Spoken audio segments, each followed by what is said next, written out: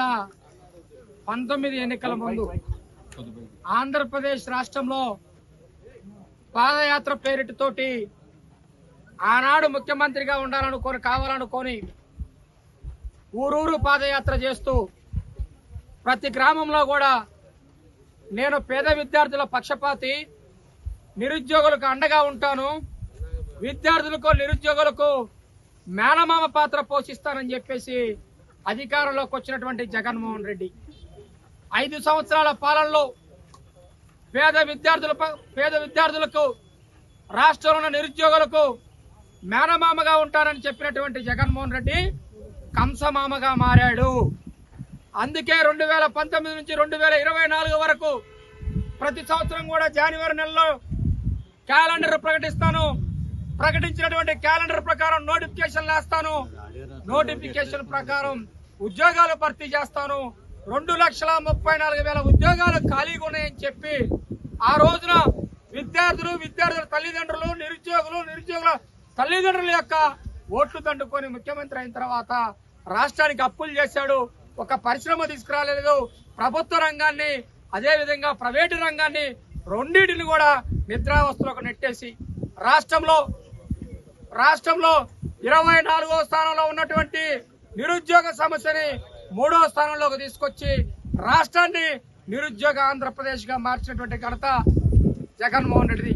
కానీ పాదయాత్ర చేస్తూ లోకేష్ బాబు గారు యువగలం పాదయాత్రలో కుప్పంలో చెప్పారు.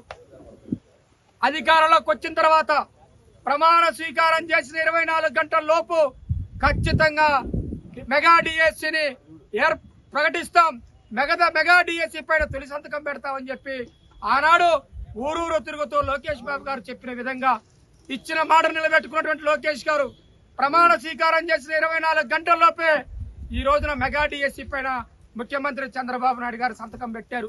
రాష్ట్రం మీద, రాష్ట్ర అభివృద్ధి మీద, రాష్ట్ర సంక్షేమం మీద, రాష్ట్రంలో ఉన్న పేద విద్యార్థుల మీద, రాష్ట్రంలో ఉన్న నిరుద్యోగుల మీద ఇది తెలుగుదేశం పార్టీ, తెలుగుదేశం ప్రభుత్వం యొక్క చిత్తశుద్ధి అని చెప్పేసి సందర్భంగా నేను తెలియజేస్తున్నాను.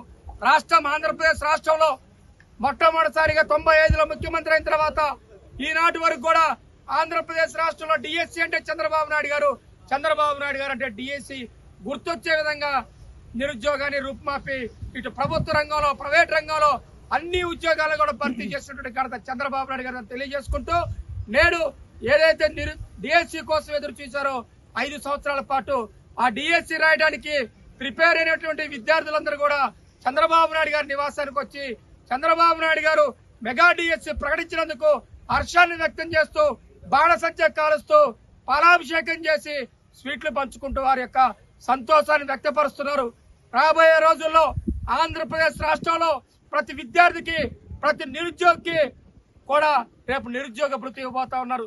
అదేవిధంగా రాష్ట్రంలోని నిరుద్యోగుల మొత్తాన్ని కూడా ఒక ఆర్థిక మనోధైర్యాన్ని కల్పించాలి. నిరుద్యోగులు లేనటువంటి రాష్ట్రంగా ఆంధ్రప్రదేశ్ ని తీర్చిదిద్దే బాధ్యత పవన్ కళ్యాణ్ గారు, చంద్రబాబు నాయుడు గారు, లోకేష్ బాబు గారు తీసుకున్నారని చెప్పేసి ఈ సందర్భంగా తెలియజేసుకుంటూ సెలవు తీసుకుంటా ఉన్నాను.